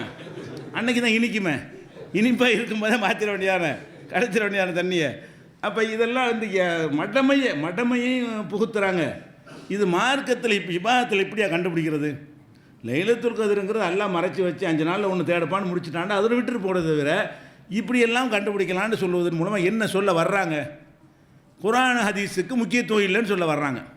அதை சொல்ல அவர் சொல்லிட்டு போகிறாங்க. நமக்கு என்னங்க, நமக்கு இப்படி வழி இருக்குங்க. அதான் அர்த்தத்துக்கு நீ ஒத்தப்பட ரெட்டப்படன்னு தேவையில்லாமல் கஷ்டப்பட்டு இருக்கிறீங்க. இந்த மாதிரி வழி நமக்கு இருக்குன்னா குர்ஆன் ஹதீஸுடைய முக்கியத்துவத்தை தூக்கி எரிஞ்சு யாருடைய கருத்தை வேணாலும் நீ ஏற்றுக்கிறனே அப்படிங்கிறதுக்கு தான் இது கொண்டு வர்றாங்க. அதே மாதிரி இப்போ லைலத்துல் கத்ர் வந்து அது ரமலானில் தான் இருக்குங்கிறது குர்ஆனில் உறுதியாகிடுச்சு. ரமலான் மாதத்தில் தான் லைலத்துல் கத்ர் இருக்கிறது. இப்போ இப்னுல் அரபின்னு ஒரு ஆள், இந்த இப்னுல் அரபியை பற்றி நம்ம இப்னுல் அரபிக்கு இவர் என்ன டைட்டில் கொடுக்குறாருன்னு கேட்டால், இந்த புக்கில் இப்னுல் அரபி சொன்னார்னாலும் பரவாயில்லைங்க, இவர் கொடுக்குற டைட்டில் என்ன, ஷெய்குல் ஆரிஃபீன் முஹித்தீன் இப்னுல் அரபி கூறுகிறார்கள் அப்படின்னு எழுதுறாதில்ல. ஷெய்குல் ஆரிஃபின்னா என்ன? ஞானிகளுக்கெல்லாம் தலைவர். ஆரிஃப்னா மெஞ்ஞானி, ஷெய்குன்னா பெரிய தலைவர். ஷெய்குல் ஆரிஃபின் என்றால் ஞானிகளுக்கெல்லாம் தலைவராக இருந்த இப்னு அரபி அவர்கள், முஹித்தீன் இப்னு அரபி அவர்கள் சொல்லுகிறார்கள் என்று ஒரு விஷயத்தை, லைலத்துல் கத்ர் சம்பந்தமான ஒரு விஷயத்தை சொல்கிறார். அதுக்கு முன்னாடி நம்ம பார்க்க வேண்டிய என்னென்னு கேட்டால், இந்த இப்னுல் அரபிங்கிற ஆள் யார்? இந்த இப்னுல் அரபின்னு இவர் யாரை ஷெய்குல் ஆரிஃபின்கிறாரோ அந்த ஆள் யாருன்னு கேட்டால், நானே அல்லான்னு சொன்னாலும் இந்த இப்னுல் அரபி என்கிற ஆள் வந்து ஷைத்தானாக இந்த சமூகத்தில் அதிகமான ஒரு கெட்ட கொள்கையை பரப்புனதில் முதலிடம் கொடுக்குறாங்க. யார் கொடுக்கணும்? இந்த இப்னு அரபிங்கிற அந்த ஜமாலி விவாதத்தில் கூட நம்ம எடுத்து காட்டியிருப்போம். ரஷாதி விவாதத்திலையும் அதை எடுத்து சொல்லுவோம். இப்னுல் அரபியை பற்றி ஆமாம் ஒத்துக்குருவாங்க, தப்பு தான் அது, அவர் அப்படி தான் சொல்லியிருக்கிறாரு. ஃபிரௌன முஸ்லீம்ங்கிறாரு, மூசாவை காஃபிருங்கிறான். இந்த இப்னுல் அரபிங்கிறவன் ஃபிரௌன் நான் தான் இல்லான்னு சொன்னான், அதுதான் கரெக்டான ஈமான். மூசா வந்து காஃபிரு, ஃபிரௌனு முஸ்லீம்னு எழுதி வச்சுக்கிறான் அந்த அவனுடைய புஸ்தகத்தில். அதே மாதிரி யாபுதுனி வாபுதுஹு, அல்லாஹ் என்னைய வணங்குறான், நான் வந்து அல்லாஹ் வணங்குறேன், நாங்கள் ரெண்டு பேரும் ஒன்று தான், இப்படியெல்லாம் எழுதின பச்சையாக குஃப்ரை மொழிந்த ஒருத்தன் யார்? இப்னுல் அரபி. இஸ்லாத்தில் ஒரு சைத்தானை எப்படி இன் போட்டு பேசுகிறோமோ அது மாதிரி ஒரு கடந்த காலத்தில் ஒருத்தனை பேசுகிறான், இவனை பேசலாம். வேறு யாருக்கு நம்ம பேச அவர் இவர்னு சொன்னால் கூட இவனுக்கு சொல்ல வரமாட்டேங்குது. முந்தின காலத்தில் எவ்வளோ பெரிய நான் தான் அல்லாண்டு ஒருத்தன் சொன்னால் ஃபிரௌன் அப்படி சொன்னால் மட்டும் கோவப்படுறீங்க நீங்கள். அதே ஒருத்தன் இஸ்லாத்தின் பெயரால் சொல்கிறான்னா எவ்வளோ பெரிய கெட்டவனாக இருப்பான். இவனுடைய கருத்தையெல்லாம் டெக்ஸ்ட்டை ஆதாரமாக காட்டுற அளவுக்கு, அதுவும் என்ன டைட்டிலோட ஷேகுல் ஆரிஃபின்னு சொல்கிறார்கள். இது மெஞ்ஞானமா? இது நான் தான் அல்லாண்டு ஒருத்தன் சொல்லுவது வந்து ஆரிஃப் மெஞ்ஞானமும். அந்த மெஞ்ஞானிகள் தலைவரி வரான். அப்போ இவனையெல்லாம் ஷேகுல் ஆரிஃபின் என்று சொல்லி ஒரு கருத்தை இந்த புக்கில் விதைப்பார்களே, ஆனால் அதை படிக்கிற அப்பாவி தப்லீக்கில் போகிறாங்களே, மார்க்கத்துக்காகத்தான் விளங்காமல் போகிறாங்க. அவங்க நல்லதுங்கிறது தான் போகிறாங்க. தப்லீக்கில் உள்ள மக்களை பொறுத்த வரைக்கும் அவங்களுக்கு கெட்ட நோக்கம்லாம் கிடையாது. சொந்த காசு செலவழிச்சிட்டு போகிறாங்க. இந்த அஜர்த்தும் அவர்களுக்கு இருக்கிற மாதிரி சம்பாதிக்கணுங்கிறதுக்கு போகலை. அவங்க காசெல்லாம் பிரயாணம் பண்ணி போகிறாங்க, அவங்க காசு தான் செலவழிச்சிட்டு போகிறாங்க, தியாகம் பண்ணி தான் போகிறாங்க. எதனால் போகிறாங்க? ஏதோ ஆன்மீகத்தில் நம்மளை கொஞ்சம் மேம்பட்ட நிலைக்கு கொண்டு வர்ற வழி மாதிரி தெரியுது அப்படின்னு போகிறாங்க. அவங்க உள்ளத்தில் இப்னுல் அரபி ரஹமத்துல்லாஹி அலைஹின்லாம் கருத்தை பரப்புனீங்கன்னா நாளைக்கு அந்த இப்னுல் அரபியுடைய எந்த ஒரு விஷயத்தை கேட்டாலும் அது சரி நினைப்பான்ல. இவன் அவர் ஷேகுல் ஆரிஃபினாக இருக்கார்ல, அப்படிங்கிற அளவுக்கு அவருக்கு ஷேகுல் ஆரி இதை வந்து முர்த்தத்து என்றே நிறைய உலமாக்களை வரப்பு பத்தா கொடுத்துருக்குறாங்க. இவங்க முஸ்லீம் கிடையாதுன்னு. அப்படிப்பட்ட ஒருத்தன் தெரிஞ்சுக்கிட்டே இவர் என்ன செய்கிறாரு? ஷேகுல் ஆரிஃபின்னு பட்டம் கொடுத்து இப்னுல் அரபியை வந்து அவர் சொன்ன விஷயத்தை காட்டுறாரு. என்ன சொல்கிறாருன்னா, லைலத்துல் கத்ர் என்பது ரமலானில் தான் வரும்லாம் கிடையாது. அவர் சொன்னாராம். யார்? ரமலானி சிறப்புன்னு ஒரு பாகம் இருக்குது, அதில் 287 பக்கத்தில் இது இருக்குது. இந்த புக்கில் 284 பக்கம். அதில் என்ன இருக்குன்னா, ஆண்டு முழுசு எப்போ வேண்டாலும் வரும். ரமலானில் வரும், ரபியுல் ஆஹிரில் வரும், அது எப்போ வேண்டாலும் இருக்கலாம். ஆண்டு முழுவதும் ஏதாவது ஒரு நாளில் வந்துக்கிட்டு இருக்கும். குறிப்பிட்ட ஒரு மாதத்தில் தான் என்பது கிடையாது. அந்த குறிப்பிட்ட 23 ஹதீஸில் இருக்குது, அதுவும் கிடையாது. அல்லாஹ் சொல்கிறான் ரமலானில் இறக்கணுண்டு, ரமலானில் லைலத்துல் கத்ர் இருக்குங்கிறான், அது இல்லைங்கிறார். அப்பட்டும் அல்லாஹ்வுக்கு எதிராக பேசுகிறார். ரசூலுல்லாஹ் சொல்கிறாங்க ஒத்தப்படையில் தேடுங்கண்டு. அந்த ரமலான்லையும் எதுன்னு கேட்டால் கடைசி 10 வரக்கூடிய ஒற்றை நாட்களில் தான் இருக்கிறது அப்படின்னு வர ஹதீஸ் இருக்கிறது. இதையெல்லாம் எதிர்த்து இந்த ஆள் எப்படி பேசுகிறாருன்னா, அது ரமலானில் மட்டும் இல்லை, ஆண்டு முழுசும் இருக்கிறது. அதுக்கு என்ன ஆதாரம்னு கேட்டால், நானே வந்து ஷாபான் மாதத்தில் 2 தடவை பார்த்துருக்கேன் லைலத்துல் கத்ர். பார்த்தானா? ரமலானில் இருக்கிற லைலத்துல் கத்ரை இவன் எங்கே பார்த்தானா? ஷாபான் மாதத்தில் பார்த்தானா. ஒரு தடவை பிறை 15, ஒரு வருஷம் பிறை 15 வந்துச்சான், இன்னொரு வருஷம் பிறை 19 வந்துச்சான். ஷாபான் மாதம் பிறை 15 அன்னைக்கு பார்த்தானா இவனுக்கு லைலத்துல் கத்ர் தெரிஞ்சான். அதே ஷாபான் மாதத்தில் இன்னொரு வருஷத்தில் பார்த்தா 19 வந்துச்சான். இப்போ நானே ஷாபான் மாதத்தில் 2 தடவை பார்த்துருக்குறேன். அப்போ எந்த மாதம் வேண்டாலும் வரலாம். ரபியுல் அவ்வலில் வரலாம், ரபியுல் ஆஹிரில் வரலாம், முஹர்ரமில் வரலாம், துல்ஹஜ்ஜில் வரலாம், சஃபரில் கூட வரலாம், எந்த மாதத்தில் வேண்டாலும் வரலாமே. அது நான் ரமலானில் லைலத்துல் உங்களுக்கு யார் சொன்னா என்று இந்த பெரியார் சொன்னார்னு எழுதி வச்சிருக்காரு. முதல்ல இவனுடைய எந்த நல்ல கருத்தையும் கூட எடுத்துக்கொள்ளக்கூட அவ்வளோ கெட்டவன். அப்படி வச்சுக்கிடுவோம். இந்த கருத்து நல்லதா? இந்த கருத்தையாச்சும் அவன் ஆளையாவது பார்க்கணும். சரி, ஆளை விட்டுருவோம். இவன் சொன்ன இந்த கருத்து சரியா? இது குரானுக்கு நேரடியாக மோதக்கூடிய ஒரு கருத்து இல்லையா? காலமெல்லாம் பார்க்கலாம்னு சொன்னால் அப்போ அல்லாஹ் போய் சொல்கிறான்ல ஆகுது. அல்லாஹ் வந்து ரமலானில் தான் குரானை இறக்கணுங்கிறான், லைலத்துல் கத்ரில் இறக்கணுங்கிறான். அப்படின்னா ஒரு குறிப்பிட்ட மாதம் குறிப்பிட்ட நாள் என்பது தெளிவாகி விடுகிறது. இவன் ஷாபானில் பார்த்தானா ஷாபானில் குரான் இறங்குனுச்சாப்ப, ரஜபில் பார்த்தானா ரஜபில் குரான் இறங்குனுச்சா, சஃபரில் பார்த்தா சஃபரில் தான் குரான் இறங்க ஆரம்பிச்சிச்சா? அப்போ குரான் இறங்கினதோட தொடர்பு படுத்தி தான் லைலத்துல் கத்ர் எல்லாம் சொல்கிறான். இந்த சிறப்பு அதுக்கு தான். இந்த லைலத்துல் கத்ருக்கு சிறப்பு வந்தது எதனால? 1000 மாதத்துக்கு மேலே எதுக்கு வருது? குர்ஆனை இறக்குவதற்கு அதை அல்லாஹ் தேர்ந்தெடுத்து கொண்டான். எத்தனை நாட்கள் இருக்கும் பொழுது அந்த ஒரு நாளை அல்லாஹ் தேர்வு செஞ்சதுனால தான் அது 1000 மாதத்துக்கு மேலே உள்ள ஒரு நாள்னு சிறப்பே கிடைக்கிறது. அப்போ குரான் இறங்குனதை வைத்துத்தான் அந்த லைலத்துல் கத்ரே வருதே தவிர நம்மளா இஷ்டத்துக்கு ஏதோ ஒரு பொருள் மாதிரி பார்க்குறான். லைலத்துல் கத்ரை பார்க்குறான். இவர் லைலத்துல் கத்ருங்கிற பார்க்குற பொருளா? இறங்குன இரவை நினைவு கூறுவது, அந்த இரவை நினைவு கூர்ந்து அல்லாஹ்வை வணங்குறது. இவர் என்ன செய்கிறாருன்னா, நான் 2 தடவை ஷாபானில் பார்த்துருக்குறேன், 15 ஒரு வருஷம் பார்த்துருக்கேன், 19 வருஷம் பார்த்துருக்கேன் என்று மகான் ஷேகுல் ஆரிஃபின் இப்னு அரபி ரஹ்மத்துல்லாஹி அலைஹி அவர்கள் சொன்னார்கள்னா, இந்த புஸ்தக ஆசிரியருடைய கருத்து என்ன? இதன் மூலம் சொல்ல வர்ற மெசேஜ் என்ன? லைலத்துல் கத்ருங்கிற ஒரு விஷயத்தை முடிவு செய்வதற்கு அல்லாஹ்வுடைய கருத்தை நீ ஏற்றுக்கிறாதீங்க, அதெல்லாம் ஒன்றும் கிடையாது, அல்லாஹ்வோட சிறந்த கருத்தை இவர் சொல்லுவார். பார்த்தே இருக்கிறாரே, அல்லாஹ் பொய்யாவளோ ஆக்கிட்டான். இப்போ இவர் பார்க்கலான்னு படி சொல்லலை, நான் பார்த்துருக்குறேங்கிற லைலத்துல் கத்ர் பார்த்துட்டேங்கிறாரு ஷாபான் மாதத்தில். அப்போ ஷாபானில் குரான் இறங்கிருச்சுன்றாரு. ஷாபானில் பார்த்தா ஷாபானில் தான் குரான் அல்லாஹ் இறக்கிட்டான்னு ஆகுது. அப்போ ரமணானில் இறக்குறேன்னு அல்லாஹ் சொல்ல பொய். அப்போ அல்லாஹ்வுடைய கலாமை பொய்யாக்குகிற ஒரு கருத்தை ஒருத்தன் சொல்லியிருக்கிறான்னா, ஒரு கிறுக்கு பையன் அப்படி சொல்லியிருக்கிறான்னு விமர்சிக்கிறதை விட்டுட்டு அந்த கருத்தையும் ஒரு பெரிய சிறந்த கருத்து மாதிரி போட்டு அவருக்கு ஷேகுல் ஆரிஃபின் பட்டமும் கொடுக்கறதா இருந்தால் இந்த நூலாசிரியரோட நோக்கம் என்ன? குரான் இஸ்லாம் அப்புறப்படுத்த ஒரு சதி அதில் இருக்குன்னு வழங்குதா இல்லையா? தாடி ஜிப்பா தலப்பான் இஸ்லாமிய கோலத்தில் இருந்து கொண்டு மக்களை இஸ்லாத்திலிருந்து அப்புறப்படுத்துவது, அடிப்படை கொள்கையிலிருந்து அவங்களை வெளியேற்றுவது, அப்படி ஆகிவிடுவார்கள். இந்த மாதிரி இந்த தப்லீகில் போனார்களே ஆனால் இதுதான் வேதம் என்ற ஆக்கியாச்சு அவங்களுக்கு. இதைத்தான் படித்து ஆகணும். ஒவ்வொரு நாளும் இந்த தாலீம் அமல்களின் சிறப்புங்கிற இந்த புஸ்தகத்தான் படித்தாக வேண்டும். இந்த கருத்தை திருப்பி திருப்பி பலர், நம்ம கூட எல்லாத்தையும் திருப்பி திருப்பி படிக்க மாட்டோம். தௌஹீத் ஜமாத் எவ்வளோ புஸ்தகங்கள் போட்டுருக்குறோம், டெய்லி படிச்சுட்டு இருப்பீங்களா நீங்கள்? இதையே ரவுண்டு படிச்சுட்டே இருப்பாங்க. நான் 40 நாள் போனாட 20 தடவை படிச்சிடுவாங்க இந்த மொத்த புஸ்தகத்தையும். அவ்வளவு ரிப்பீட்டாக திருப்பி திருப்பி உள்ளத்தில் உட்கார வச்சா அது என்ன கருத்தை உண்டாக்கும்? இதெல்லாம் மார்க்கம், குரான் இஸ்லாம் மார்க்கம் கிடையாது. பெரியார்கள் சொன்னதை கேட்டுட்டு போகணுன்னு உண்டாக்கிடும். அதை பார்க்குறோம். அதே மாதிரி ஷாஹு வலியுல்லா, அந்த மனுஷன் நல்ல மனுஷன். தௌஹீதுக்காக இந்தியாவில் அதிகமாக உழைச்ச ஒரு அறிஞரில் அவர் ஒரு ஆள். ஷாஹு வலியுல்லாங்கிறவர் டெல்லிக்காரர், தேகலவிம்பாங்க. அவர் பேரில் இட்டு கட்டியிருக்காங்க. அவர் சொல்லியிருக்க மாட்டார். அவர் பேரில் நினைஞ்சிருக்காங்கன்னா, ஷாஹு வலியுல்லா அவர்கள் 2 தடவை வருஷத்துக்கு லைலத்துல் கத்ர் வருது, வருஷத்துக்கு எத்தனை தடவை வருது? 2 தடவை வருதுன்னு சொல்லி அவர் சொல்லியிருக்காருங்கிறாங்க. இதெல்லாம் குரானை எதிர்க்கிறதா இல்லையா? அப்படி ஷாவலில்லாவை சொல்லியிருக்க மாட்டார். சொன்னால் கூட அந்த நல்ல மனுஷன்ட்ட கூட தவறு வரும்னு போயிட வேண்டியதானே. ஷாவலியில் சொல்லியிருந்தா கூட என்று அவர் மார்க்கத்துக்கு விரோதமாக சொல்லிவிட்டார், குரானுக்கு மாற்றமாக சொல்லிவிட்டார்னு அந்த கமாண்டு போட்டு தான் அதை எழுத முடியுமே தவிர, இதை ஒரு மார்க்கத்தின் கருத்தாக எழுதுவதாக இருந்தால் என்ன ஆகும்? அப்போ குரான் ஹதீஸ்லேருந்து நம்ம எதிர்த்து போகிற மாதிரி வரும். அதுக்கு எந்த ஒரு முக்கியத்துவம் இல்லாமல் ஆக்குற மாதிரி அதை வர்றதை பார்க்குறோம். இது ஒரு கட்டுக்கதைகள். இந்த எல்லாமே இந்த புஸ்தகம் முழுசு எடுத்துக்கிட்டிங்கன்னா எல்லாம் பெரியார் மகானு அப்படிங்கிறது. அதுபோக இவங்க நோக்கம் என்னங்கிறத ஒரு இடத்துல அவரை விளக்கிடுறார்.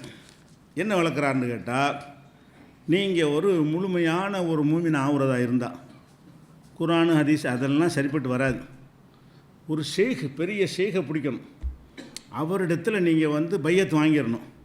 அந்த காமிலான முழுமையான பரிபூர்ணமான ஷேக்கிட்ட நீங்கள் உங்களை ஒப்படைப்பதன் மூலமாகவே தவிர நீங்கள் ஆன்மீக நிலை அடைய முடியாதுன்னு சொல்லி ஓப்பனாக எழுதிப்படுறார். மறைச்சி இப்படி பெரியார்கள் சொல்லிட்டு வந்தவர் பக்கம் 349 பச்சையாக சொல்கிறார். அந்த வாசகத்தை அப்படி வாசிக்கிறேன். ஷேக்கிடத்தில் இறந்த மனிதனை போல் நீ ஆகிவிடு. ஒரு ஷேக்கை பிடிக்கணுமா, ஒரு பெரியார்கிட்ட போய் நீங்கள் தாங்க என்னை பக்குவப்படுத்தணும், குரானேஸ்லாம் கேட்க வேண்டியதில்லையா, அவர்கிட்ட போயிடணுமா, நீங்கள் தான் என்னை பக்குவப்படுத்தணும்னு அவர்கிட்ட என்ன செய்யணும், போய் எந்த மாதிரி ஆயிடணும்னு கேட்டால் இறந்த மனிதனை போல் ஆகிவிடும். இறந்த மனிதன் என்ன அர்த்தம்? இறந்தவன் ஒரு ஜனாசா இருக்குன்னு குளிப்பாட்டிங்கன்னு வைங்களேன், அது ஏதாவது உங்கள்கிட்ட பேசுமா? இப்படி பெருட்டால் முதுகு குளிப்பாட்டுவீங்க, அப்புறம் நெஞ்சை குளிப்பாட்டுவீங்க, அது ஏதாவது இந்த அழுக்கு ஜாஸ்தியாக இருக்குது கொஞ்சம் தண்ணி ஊற்றுக்குன்னு ஏதாவது சொல்லுமா? அப்போ அந்த இறந்தவன் எப்படி குளிப்பாட்டுறவன் கையில் இருப்பானோ அந்த மாதிரி ஷேக்கிட்ட போயிடணும். போன மாதிரி இருக்குன்னா என்ன அர்த்தம்? இறந்தவனை போல் ஆகுன்னு சொன்னால் எந்த கேள்வியும் கேட்கக்கூடாது. அவர் என்ன சொல்கிறாரோ மார்க்கத்தில் அல்லாஹ் குரானு கூட இப்படி சொல்லலை. குரானுக்கு அல்லாஹ் என்ன சொல்கிறான்? அல்லதீன இதா துக்கிரு பி ஆயாத்தி ரப்பிஹிம் லம் யஹிர்ரு அலைஹா சும்மன் ஒமியானா. அல்லாஹ்வுடைய வசனங்களை வைத்து அவர்களுக்கு எச்சரிக்கப்பட்டாலும் குருடர்களாக விழமாட்டார்கள், செவிடர்களாக விழமாட்டார்கள் அல்லாஹ் சொல்கிறான். குரானை சொன்னால் கூட மூடி ஆட்டக்கூடாது. அந்த கருத்து இருக்குதா, அதில் தான் நல்லா சொன்னானா என்று சிந்தித்து பார்த்து நீங்கள் ஏற்றுக்கொள்ளுங்கள்னு குரானுக்கு எல்லாம் சொல்லி காட்டுறான். ரசூலுல்லாஹ் என்ன சொல்லிட்டாங்க, நான் சொன்னதை தடை செஞ்சதை நீங்கள் அப்படி தவிர்த்து கொள்ளுங்கள், கட்டளையிட்டேன் என்று சொன்னால் இயன்றதை செய்யுங்க அப்படிங்கிற அளவுக்கு ரசூல் ஸல்லல்லாஹு அலைஹி வஸல்லம் அவங்களும் சொல்லியிருக்கும் பொழுது இவங்க என்ன செய்கிறாங்க, கேள்வி கேட்க பணமாய்க்க ஒரு பெரியார்கிட்ட போய் நீங்கள் இறந்து போன ஜனாசாவை நீங்கள் ஆயிடணும், அப்படி ஒப்படைச்சிடணும். அப்போ ஜனாசானா என்ன செய்யணும்னு கேட்டால் அதுக்குன்னு எந்த ஒரு கருத்துமே இருக்காது. ஜனாசா எதிர்த்து கேட்காது, சந்தேகம் கேட்காது, கேள்வி கேட்காது. அந்த ஒரு நிலையில் உங்களை ஒப்படைத்து விட வேண்டும், கேள்விலாம் கேட்காம. அதுக்கப்புறம் அவர் தான் விரும்பியபடி உன்னை பயன்படுத்தி கொள்ளட்டும், அந்த ஷேக்கிடத்தில் ஒப்படைச்சிருன்னு அவர் விரும்பியபடி உன்னை பயன்படுத்துறதுக்கு விட்டுருணும். என்ன பிடிச்சி அங்கே போயிட்டு வானா போகணும், போகாதுன்னா போகக்கூடாது, நில்லுண்டா நிற்கணும், உட்காரணும். அந்த மாதிரி உன்னை ஒப்படைத்து கொள்ள வேண்டும் ஒரு ஷேக்கிடத்தில். அது மாதிரி அவரிடம் உத்தரவுகளை உடனே நிறைவேற்றி விடு. ஒரு பெரியாரை பிடிச்சிக்க, அவர்கிட்ட போய் பணமாக போய் இருந்துக்க, அவர்கிட்ட எந்த உத்தரவு போட்டாலும் உடனே நிறைவேற்ற. அல்லாஹ்வுடைய உத்தரவு கூட அப்படி இல்லை, இயன்றா செய்யுங்கிறான். நோன்பு ரமலான் வந்துருச்சுன்னா பிரயாணத்துலேருந்து வேறு நாளில் வச்சுக்கங்கிறான். நோயாளியாக இருந்தால் வேறு நாள், அல்லாஹ் கூட அப்படி சொல்லலை. அல்லாஹ் கூட என்ன செய்யறான், இயன்றா செய்யுங்கிறான். மாதவிடாய் இருந்தால் வேறு நாளில் வச்சுக்கிறோங்க. இப்படி சொல்லக்கூடிய ஒரு மார்க்கத்தில் இவனை எங்கே கொண்டு வைக்கப்படுதுன்னா அப்படி நிறைவேற்றணும். ஷேக்கு சொல்லிட்டாருன்னு சொன்னால் அப்படியே நிறைவேற்றி விடு. அவர் தடுப்பதை விட்டும் அப்படியே விலகிக்கொள். அவர் உத்தரவு போட்டால் உடனே செய்ய வேணாண்டார்னு சொன்னால் செய்யாத. எதை இது இபாதத்து விஷயத்துக்கு மட்டுமல்ல, எதுவாக இருந்தாலும் தொழில் செய்யும்படி அவர் கூறினால் தொழில் செய். அவர் என்ன செய்வார், நீ போய் கடை வை, நீ போய் சைக்கிள் கடை வை, நீ இரும்பு கடை வை, இரும்பு கடை வைக்கணும். உனக்கு இரும்பு கடை சூட் ஆகாது, அதை விட்டுட்டு என்ன செய்ய, நீ காய்கறி கடை வைன்னா காய்கறி கடை வச்சிடணும். எல்லாத்துக்கும் அவர் கேள்வி எப்படி அந்த பணமாயிடுறோம்ல, அது எந்த கேள்வி ஏன்னு கேட்க இயலாது. இவன் இந்த ஷேக்குங்கிறவங்க அவங்க சோத்துக்கு அடுத்தவர்கிட்ட வாங்கி திங்கிற ஆளுக்கு தான் ஷேக்குன்னு இருக்கிறாங்க. ஷேக்குன்னு சொல்கிறவன் இதுக்கெல்லாம் வழிகாட்டக்கூடிய விற்பனராக இருக்கிறான். அவனுக்கு தொழிலை பற்றி என்ன தெரியும், அவன் ஓசியாக உழைக்காமல் சாப்பிட்றவனை தான் ஷேக்குங்கிறாங்க. அவர் என்ன சொல்கிறாரோ அதை தொழில் வரைக்கும் சொல்கிறாங்க. எப்படி, அதாவது தொழில் செய்யும்படி அவர் கூறினால் தொழில் செய், அவர் உட்காரும்படி கூறினால் உட்கார்வாயாக. எனவே அல்லாஹ்வின் தொடர்பை உண்டாக்க ஷேக காமில் எனும் பரிபூர்ண குருவை தேட முயற்சிப்பாயாக. ஷேக காமில்னா பரிபூர்ணமான குரு, பரிபூர்ணமான குரு உண்டு இருக்கிறாங்க மார்க்கத்தில். அவங்கள பிடிச்சி தான் நீங்கள் நேர்வழி அடைய முடியுமே தவிர குரானில் உள்ளபடி நடந்து ரசூலுல்லாஹ் சொன்ன அதெல்லாம் முடியாது. அதான் அர்த்தம். அதுக்கு அல்லாஹ் வழிகாட்டுறதுக்கு அழகான வேதத்தை கையில் தந்துட்டான். ரசூல் வாழ்ந்து காட்டிட்டு போயிட்டாங்க. அதுக்கு மேலே வழிகாட்டுறதுக்கு எதுவும் மிச்சமே இல்லை. எல்லாத்துக்குமே வழிகாட்டுதல் இருக்கிறது. அந்த ரெண்டையும் பிடித்து கொண்டால் வழி தவற மாட்டீர்கள்னு ரசூல் ஸல்லல்லாஹு அலைஹி வஸல்லம் சொல்லிட்டு போயிட்டாங்க. அப்படியான ஒரு வழியை கையில் வச்சுருக்கும் போது இவங்க என்ன சொல்கிறான்னா, ஒரு பெரியாரை பிடி, அவரை தெய்வம் மாதிரி வச்சுக்க, அவர்கிட்ட உன்னை அப்படி முழுசாக ஒப்படைச்சிரு, எது சொன்னாலும் கேளு, அதுதான் உனக்கு பரிபூர்ணமான வெற்றிக்கு வழின்னு சொன்னால் அதுக்கு தான் இந்த இதெல்லாம் எது இந்த பில்டப் கொடுக்குறது, பாவத்தை பார்ப்பாங்கிறதெல்லாம் செய்கிறதுக்குல இந்த மாதிரி தனிப்பட்ட ஒரு படைப்பு அவர்களுக்கு முதல்ல இப்படியான ஒரு தன்மை இருக்கா? அவர் செய்கின்ற ஒருத்தன் இருக்கிறானா?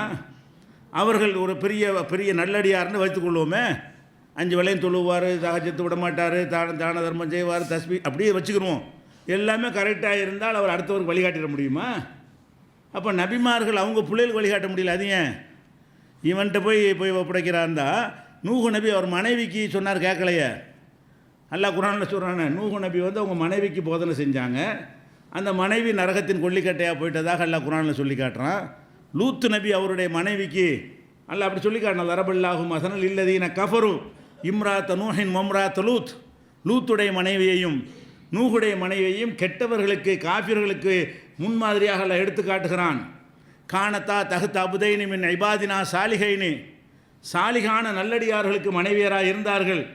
கானத்தாகுமா துரோகம் செய்தார்கள். ஃபலம் யுகுனியா அன்ஹுமா மினல்லாஹி செய்யா, இந்த 2 நபியும் பொண்டாட்டிமார்களை காப்பாற்ற முடியவில்லை. கீழ துகுலன்னார மாத்தாகிலேன், நரகத்திற்கு போங்கள் என்று முடிவு செய்யப்பட்டு விட்டதுங்கிறான் அல்லாஹ். யாருக்கு நரகம்? நூஹு நபியுடைய மனைவிக்கு நரகம், லூத்து நபியுடைய மனைவிக்கு நரகம். மனைவியை விட யார் அதிகமாக சொல்லக்கூடிய வாய்ப்பு யாருக்காக இருக்குமா? ஒரு மனிதன் யாருக்கு அதிகமான சொல்ல வாய்ப்பு கிடைக்கும்? மனைவிக்கு தான் அதிகமான வாய்ப்பு கிடைக்கும். அப்போ அந்த நபிமார்கள் மனைவிமார்களுக்கு சொல்லாமையே இருந்திருப்பாங்க? நபிமார்களா நீங்கள் நாங்கள் சொல்லாமல் இருந்தால் கூட நபிமார்கள் அப்படி இருந்திருப்பாங்களா? நபிமார்கள் வந்து முதல்ல குடும்பத்திலிருந்து ஆரம்பித்து அல்ல கட்டளையிடுறான். வான்தீர் அஷீரத்தக்கள் அக்ரபீன், நெருங்கிய உறவினர்களுக்கு எச்சரிக்கை பண்ணு, அது அல்லாவுடைய கட்டளையை. அப்போ அவர் மனைவிமார் சொல்லியிருக்காருன்னு விளங்குது, சொல்லி இருந்தும் அவங்க ஏற்றுக்கலன்னு விளங்குது. அப்போ நல்லடியாராக இருந்தால் கூட அவர் போய் சொல்வது அங்கே சேருமா? அந்த பவர் யாருக்கும் எல்லாம் கொடுக்கல. நாடியவர்களுக்கு எல்லாம் என்ன செய்கிறான்? நேர்வழி காட்டுகிறான். இவங்களாவது எதிர்த்து நின்றாருன்னு வச்சுருங்க, சப்போர்ட்டாக இருந்த ஒரு ஆள் கூட ரசூலுல்லாஹ்க்கு நேர்வழி காட்ட முடியலை. ரசூல் ஸல்லல்லாஹு அலைஹி வஸல்லமுடைய பெரிய வாப்பா இருக்கார் அபூ தாலிப், அவர் யார்? எல்லா வகையிலும் ரசூலுல்லாஹ்வுக்கு உறுதுணையாக நின்றவர், சின்ன பிள்ளையில் எடுத்து வளர்த்தவர். அவங்க பாட்டனார் இறந்தவொன்னே அப்துல் முத்தலிப் பாட்டனார் மூத்தா போன பிறகு அவர் தான் எடுத்து ரசூலுல்லாஹ்வுக்கு எல்லாத்தையும் கற்றுக் கொடுத்தவர், கல்யாணம் பண்ணி வச்சவர், வியாபாரத்தை சொல்லி கொடுத்தவர், அவர் தான் வளர்த்து ஆளாக்குனவர். இந்த இறை தூதர் என்று பிரச்சாரம் செய்யும் பொழுது அவர் இருக்கிற வரைக்கும் அவன் கை வைக்கலை ரசூலுல்லாஹ் மேலே. அபூ தாலிபுக்கு பயந்துக்கிட்டு அவர் சமூகத்தில் அந்தஸ்து பெற்றவராக இருந்தார். அவர் இருக்கிற வரைக்கும் என்ன செய்யலை, ரசூலுல்லாஹ் மேலே யாரும் அவங்களுடைய தோழர்களை தான் போட்டு அடித்தாங்களே தவிர ரசூலுல்லாஹ் மேலே கை வைக்கிறதுக்கு பயந்தாங்க. அபூ தாலிப் இருக்கார். அப்போ அவர் தன்னுடைய பலத்தையும் செல்வாக்கையும் ரசூலுல்லாஹ் மேலே கை வைக்காமல் தடுத்தவர். ரொம்ப ரசூலுல்லாஹ் மேலே ஒரு பிரியம் உள்ளவர். அல்லாஹ்வுடைய ரசூலை ஏற்றுக்கிறல, ஆனால் ரசூல் ஸல்லல்லாஹு அலைஹி வஸல்லம் மீது என்ன செய்கிறாரு? தம்பி மகன் என்கிற வகையில் பிரியம் வச்சுருந்தார். அதை தூக்கி வளர்த்தார், எல்லா வகையான உதவியும் செஞ்சவர். அவருடைய மரண வேலை வருகிறது, சக்ராத் ஹால் வந்துடுது. ரசூலுல்லாஹ் பார்க்க போகிறாங்க. போனால் அந்த பக்கம் ரசூலுல்லாஹ் உட்காந்துருக்காங்க, அந்த பக்கம் அபூ ஜஹல் உட்காந்துருக்கான். அபூ ஜஹல் எதிரி, அந்த இஸ்லாத்தின் எதிரி அந்த பக்கம் இருக்கான். அப்போ ரசூலுல்லாஹ் என்ன செய்கிறாங்க? போய் தந்தையே, நீங்கள் வந்து நான் ஒரு கலிமா உங்களுக்கு சொல்லித்தர்றேன், அதை நீங்கள் சொல்லிட்டீங்கன்னா அதை வச்சு நான் அல்லாட்ட உங்களுக்காக நான் பேசுவேன், அதை ஏற்றுக்கலான்னு என்னால் பேச முடியாது அப்படின்னு சொல்லி இந்த லா இலாஹ இல்லல்லாஹ்ங்கிற கலிமாவை நீ ஏற்றுக்கொண்டீர்களே ஆனால் உங்களுக்காக நான் அல்லாட்ட வந்து பேசுவேங்கிறாங்க. அவர் சொல்லி முடித்தவொடனே அந்த பக்கம் அவன் உட்காந்துக்கிட்ட, அபூ ஜஹல் நீ சொல்லிடாத, உன் அப்பா அப்துல் முத்தலிப் மார்க்கத்தை விட்டுறாத, உன் பாட்ட மார்க்கத்தை விட்டுறாத, அவங்களாம் என்ன மார்க்கத்தில் இருந்தாங்களோ அது இந்த மாதிரி புது மார்க்கத்தில் போய் செத்து போயிடாதுன்னு அவன் சொல்ல. ரசூலுல்லாஹ் இப்படி சொல்ல, அவன் அப்படி சொல்ல, மாறி மாறி ரசூல் ஸல்லல்லாஹு அலைஹி வஸல்லம் இந்த பக்கம் நீ இஸ்லாத்தை ஏற்றுக்கன்னு சொல்கிறாங்க, அவன் அந்த பக்கம் ஏற்றுக்கிறாதேங்கிறான். ரெண்டையும் எங்கள்கிட்ட கேட்குறாரு. கேட்டு தடுமாறிட்டு போய் கடைசியில் என்ன ஆச்சுன்னா, நான் எங்கள் அப்பன் பாட்டன் வழியில் மூத்தா போகிறேன்னு போயிட்டார். அப்போ அல்லாஹ்வுடைய ரசூல் போய் பெரிய தகப்பனாருக்கு அவ்வளவு ஒரு ஆசையோடவும் அக்கறையோடவும் அவர்லாம் ஒரு சொர்க்கவாசியான நல்லா இருக்குமே என்ற ஒரு எதிர்பார்ப்போடவும் சொன்னாங்களே, எடுத்துச்சா? அவ்வளோ கவலைப்படுறாங்க. கவலைப்பட்டு நல்ல அதுக்குன்னு ஒரு வசனத்தை இறக்குறான், இன்னகலா தஹதி மன் அஹ்பப்த, நீ நினச்ச ஆளுக்கு நேர்வழி காட்ட இயலாது, உலாக்கின் அல்லாஹ் யஹதி மையஷா, அல்லாஹ்வாகிய நான் நாடினால் நேர்வழி காட்டுவேன். உங்கள் பெரிய அப்பனா நேர்வழி காட்டுவீங்களா? நீங்கள் யாரையெல்லாம் விரும்புகிறீங்களோ அவளுக்கு நேர்வழி காட்டுவீங்களா? நான் நாடியவர்களுக்கு நேர்வழி காட்டுவேன், நான் அதை வந்து உங்கள் கையில் தரலன்ட்டான்ல. இதுக்கு பிறகு தான் ரசூல் அமைதி அடைகிறாங்க. இவ்வளோ சொல்லி கேட்கலையே. அப்போ அல்லாஹ்வுடைய ரசூலுக்கே பெரிய பாப்பாவுக்கு எடுத்து சொல்லி கேட்க முடியல, கேட்க மாட்டேன்ட்டார். இவன் செய்யுமா, ஷேக்கிட்ட போனால் அப்படியே நம்மளை பக்குவப்படுத்திடுவாராம், நம்மள்ட்ட தவறுகள் வராமல் கண்காணிப்பாராம், முழு மனுஷனாக நம்மளை மாற்றிடுவாராம். நீ செய்குன்னு சொல்வதே ஃப்ராடு, எங்களை எப்படி நீ மாற்றுவ? இல்லை அப்படி ஒரு இருந்தால் தானே முதல்ல நீ மனிதத்தன்மைக்கு அப்பாற்பட்டு பக்குவப்படுத்துகிறான்னு சொல்கிறிய, அதுவே ஃப்ராடு. இந்த ஷேகுன்னு பண்ணக்கூடியவர்கள்ட்ட என்ன நீங்கள் இஸ்லாம் சொல்லக்கூடிய தன்மைகள் நீங்கள் பார்த்தீங்க? இந்த ஷேக காமில்ங்கிறாங்கள, இஸ்லாமுடைய தன்மை என்னன்னு கேட்டால் கஷ்டப்படுறது. ரசூல்லாட்டே வந்து நபி ஆகிட்டு வர்றாங்கல்ல, கவலைப்படுறாங்கல்ல, பதறி போய் என்னை போத்துங்கன்னு சொல்லி மனைவிட்டு சொல்கிறாங்கல்ல. அப்போ ஹதீஜா நாய் என்ன சொல்லுவாங்க? உங்களை லா யுஹ்ஸிகல்லாஹு அபதா, அல்லாஹ் உங்களை இழிவுபடுத்தவே மாட்டான். அவங்க நபி ஆகிட்டமா இல்லையான்னு அவங்களுக்கு சந்தேகம். பதறி போய் என்ன நடந்துச்சு, ஏன் இப்படி யாரோ வர்றாரு, கட்டி பிடிக்கிறாரு, இருக்கிறாரு, ஒன்றும் புரியலையேன்னு சொல்லி முதல் வகை வந்தவுடனே அப்போ தடுமாறும்போது ஹதீஜா நாய் என்ன விளக்கம் சொல்கிறாங்க?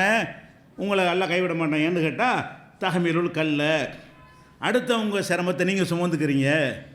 தக்சிபுல் மாதூமே, இல்லாத ஆளுக்காக நீங்கள் உழைக்கிறீங்க. தொழினுதல் ஹாஜத்தி, தேவை உள்ளவங்களுக்குலாம் உதவி செய்கிறீங்க. யார் கேட்டாலும் அள்ளி அள்ளி கொடுத்துட்ருக்குறீங்க. அடுத்த ஆள் கஷ்டம்னா நீங்கள் போய் சுமந்துக்கிறீங்க. ஒருத்தர் நடக்க முடியாமல் தான் நீங்கள் கூட பிடிச்சி கைத்தறியை பிடிச்சி கூட்டி கொண்டு விட்டு வர்றீங்க. உங்களை எப்படி எல்லாம் கைவிடுவான் அப்படிங்கிறாங்க. இது மாதிரி வந்துட்டு பார்த்துருக்கலாம் ஷேகுமார்கள்ட்ட. இது மாதிரிலாம் எந்த ஷேகாச்சும் ஒரு சுனாமியில் வந்து உதவுனான்னு ஒரு ஷேகை காட்டுங்க பார்ப்போம்.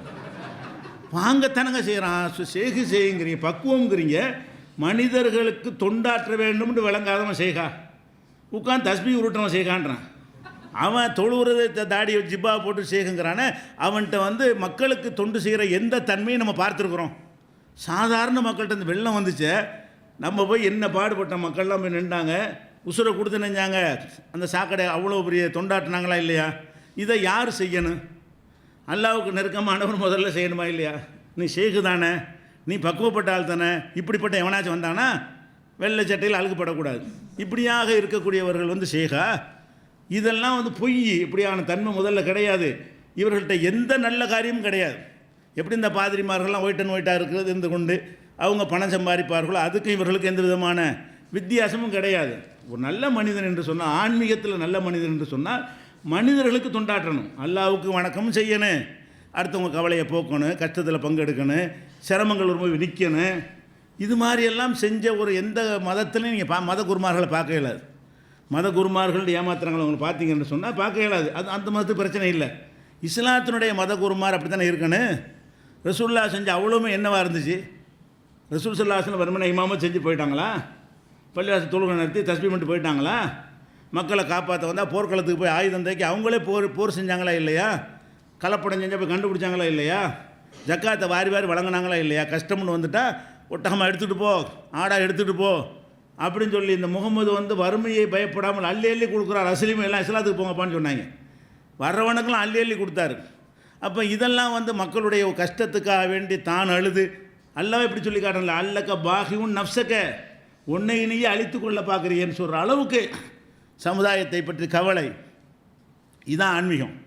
சமுதாயத்தை பற்றி கவலை இல்லாத ஒருத்தன் வெறுமனே ஜுப்பாவையும் தலைப்பாயம் போட்டுக்கிட்டு நாங்கள் உச்ச நிலையில் வந்து விட்டோம்னு சொன்னால் எப்படின்னா, அவனுடைய வெளியில் தான் பேசுவான், பெரியார்கள் 10 நாளைக்கு சாப்பிடல 20 நாளைக்கு சாப்பிடலன்ட்டு. இவங்க எல்லாருமே பணக்காரன் வீட்டில் சாப்பிடுவாங்க. அடுத்து ஷேகுமார்கள்னு சொல்லி சொல்கிற கதையில் இருக்குமே தவிர இவர்கள் சாப்பிட்ற இடமெல்லாம் ஏழை குடிசையில் சாப்பிட்டு பார்த்துருக்கோமா யாரையாச்சும்? இது எல்லாமே ஃப்ராடு. நாங்கள் அந்த நாங்கள்லாம் நேராக தப்லீகில் போய் இவருடைய குரு இவரெல்லாம் பார்த்துட்டு வந்துருக்குறோம். சஹாரம்பூருக்கு போயிருக்கிறோம். இந்த புஸ்தகம் எழுதினார இவரெல்லாம் ஒரு பெரிய ஷேகுன்னு நினைத்து நாங்கள் போயிருக்கிறோம். பிரிண்டடு நாங்கள் முறிது வாங்க போனோம் இவர்கிட்ட. யார்கிட்ட இந்த புஸ்தகம் எழுதினவர் இருக்கார்ல, சக்கரையா போனோனாங்கிறாங்கல்ல. அப்போ 7 சில்ல 280 நாள் தப்லீகில் போய் முறிது வாங்க போகணும். அந்த கதையை நாளைக்கு சொல்கிறேன் சார்லாம். இது